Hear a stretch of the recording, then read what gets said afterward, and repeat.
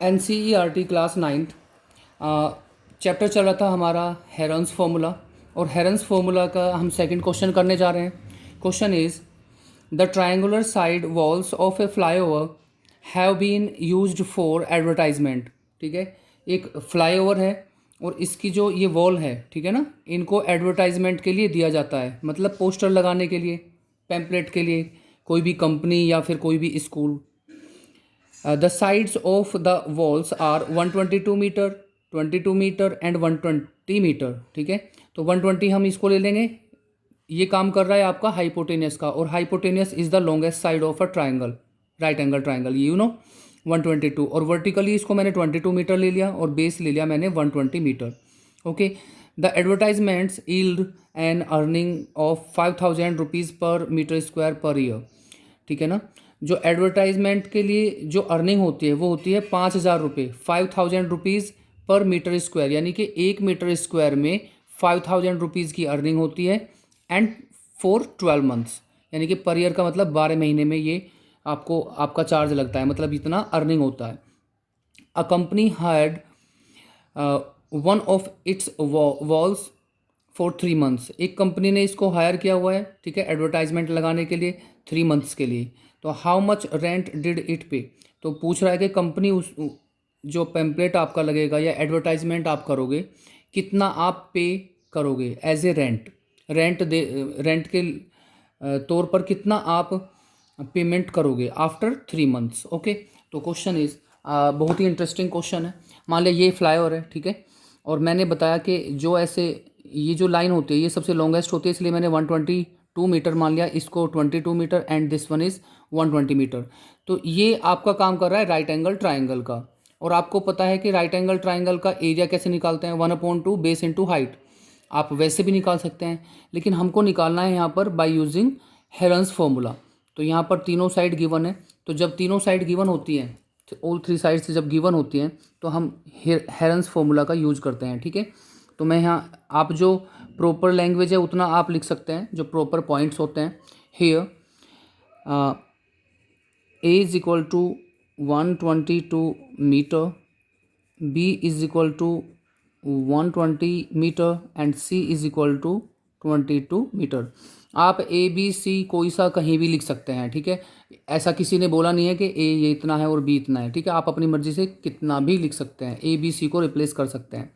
ठीक है, नाउ सबसे पहले हम क्या फाइंड करते हैं, S. S is semi perimeter, और सेमी पेरीमीटर होता है sum of all sides upon 2। And what is the values of A B and C, 122, 120 and 22 upon 2। इनको आप ऐड करोगे, 122 एंड 120, 242 प्लस 22, तो आ जाएगा 264/2। जब आप इसको इससे डिवाइड करोगे, हाफ करना है, 2 1 जा 2, 2 3 जा 6 एंड 2 2 जा 4, ये आ जाएगा मीटर में। ओके, आपको एस की वैल्यू निकल गई, तो बहुत ईजी है अब एरिया निकालना। तो area of triangle by using here formula,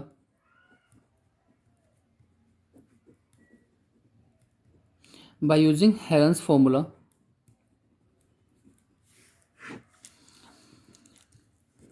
area होता है आपका under root S into S minus A, S minus B and S minus C, और इनके बीच में क्या होता है, मल्टीप्लाई का साइन। तो एरिया इज इक्वल टू, ठीक है, अब आपको एस की वैल्यू लिखनी है, और एस है आपका 132 इंटू, आप साथ के साथ माइनस भी करके लिख सकते हैं। ठीक है, ए बी सी की वैल्यू, ए की वैल्यू 122, 132 में से 122 माइनस करेंगे तो कितना आ जाएगा बच्चों, 10। 132 में से 120 माइनस करेंगे तो आ जाएगा बच्चों 12। एंड 132 में से 22 माइनस करेंगे तो आ जाएगा आपका 110। ठीक है, चेक करो एक बार। ओके, अब आप इसके फैक्टर्स कर सकते हैं, जैसे मर्जी वैसे आप पेयर बना सकते हैं।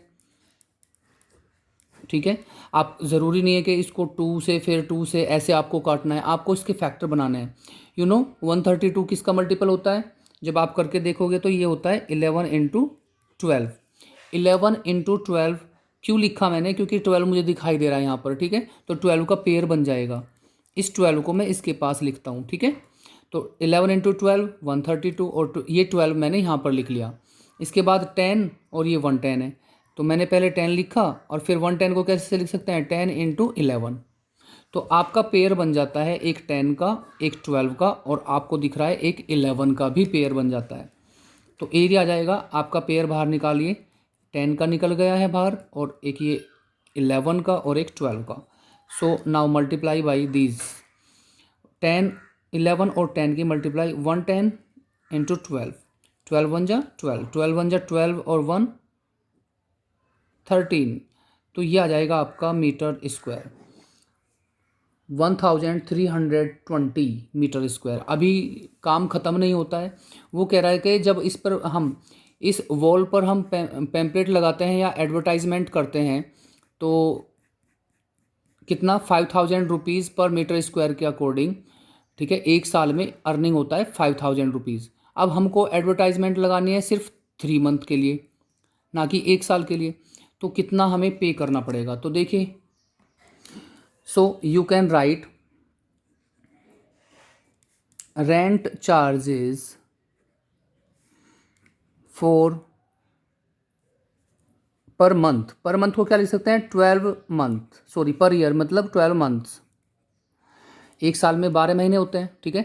तो ये कह रहा, मैंने लिखा कि rent charges for 12 months is ₹5000, ठीक है ना, 5000।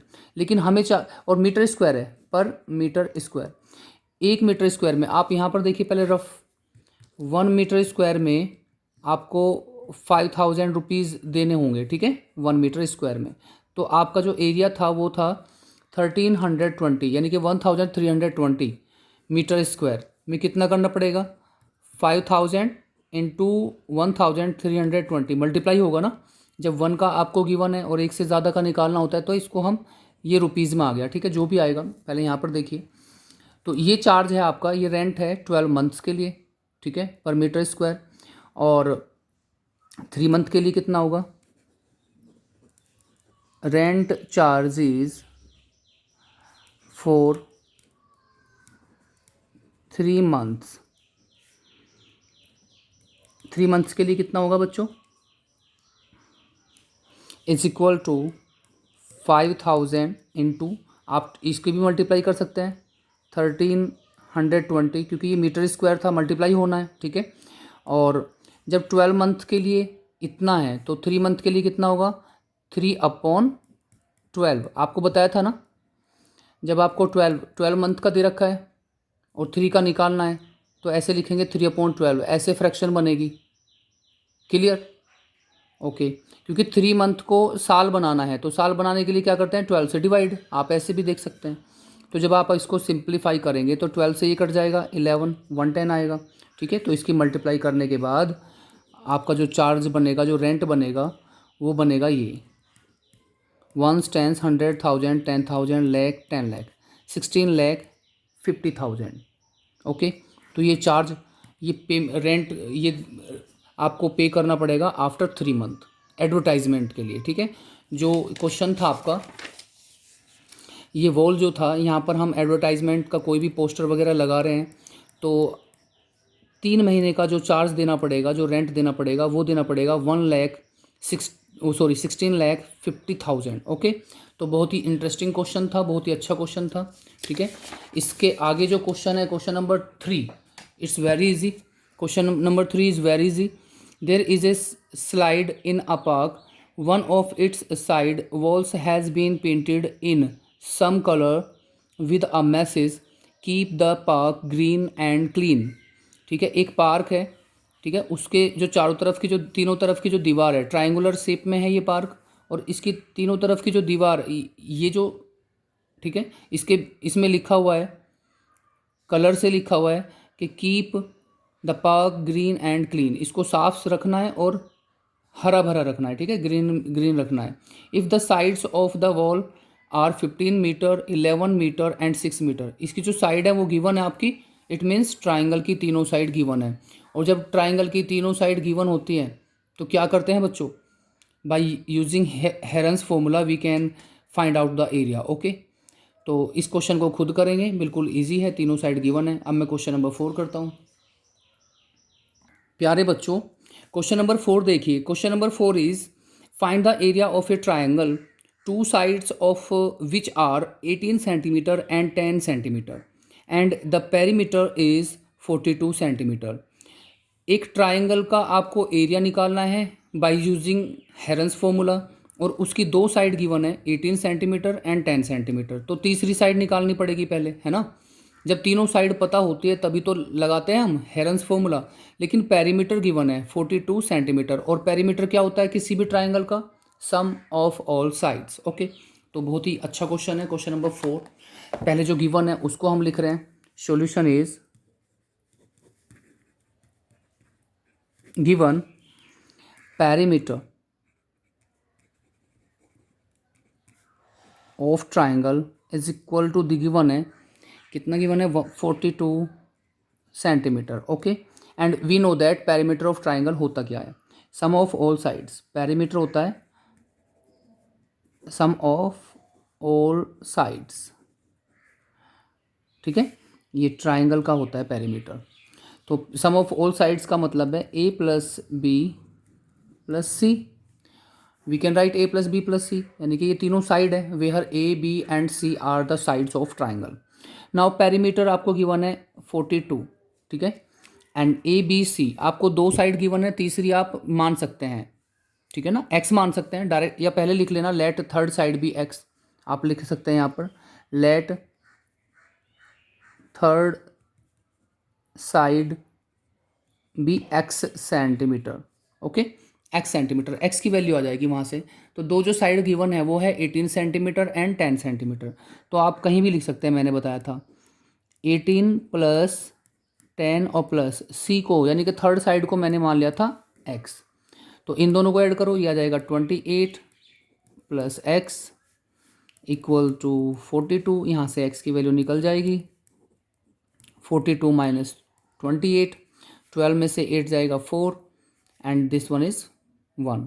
तो ये सेंटीमीटर में ये x की वैल्यू आ गई, मतलब ये थर्ड साइड आ गई आपकी ट्राइंगल की। तो जब तीनों साइड पता होती है तो क्या करते हैं? Bye using Heron's formula.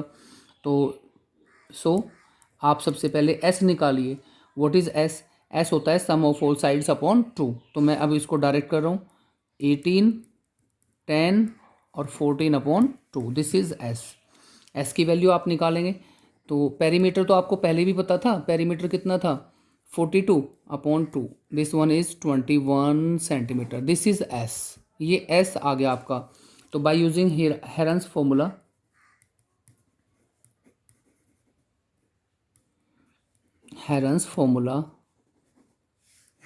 By using Heron's formula we know that area of triangle होता है under root s into S minus A, s minus B and s minus C. Okay, so area equal to what is the value of s? 21 into, आपको direct भी minus कर सकते हैं। जब 21 में से एक एक बार सबको माइनस करना है a b c, ठीक है। 18 को माइनस करेंगे तो कितना आ जाएगा? 3। 21 में से 10 माइनस करेंगे तो 11, एंड 21 में से x यानी कि 14 माइनस करेंगे तो आ जाएगा आपका 7। नाउ यू कैन राइट, आप इसके पेयर बना लीजिए। जैसे यहाँ 7 दिख रहा है मुझको और यहाँ 21 है, तो मैं इसको वी कैन राइट 7 इंटू 3। यहाँ 3 है, ये 11 है एंड दिस वन इज़ 7। तो आपका 7 का पेयर बन गया, एक 3 का बन गया। इनको बाहर निकालिए, एरिया इज इक्वल टू, एक तो 3 आ गया, एक 7 बाहर, और भी अंदर बच जाता है आपका 11।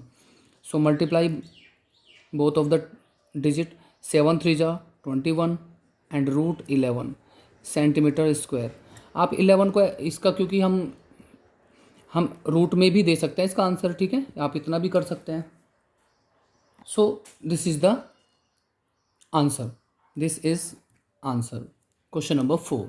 तो आई होप कि समझ में आया होगा, बहुत आसान है। सबसे पहले पेरीमीटर दे रखा था, दो साइड दे रखी थी, हमने तीसरी साइड निकाल ली, ठीक है, और तीनों साइड निकालने के बाद हमने हेरन्स फॉर्मूला अप्लाई कर दिया है, ठीक है।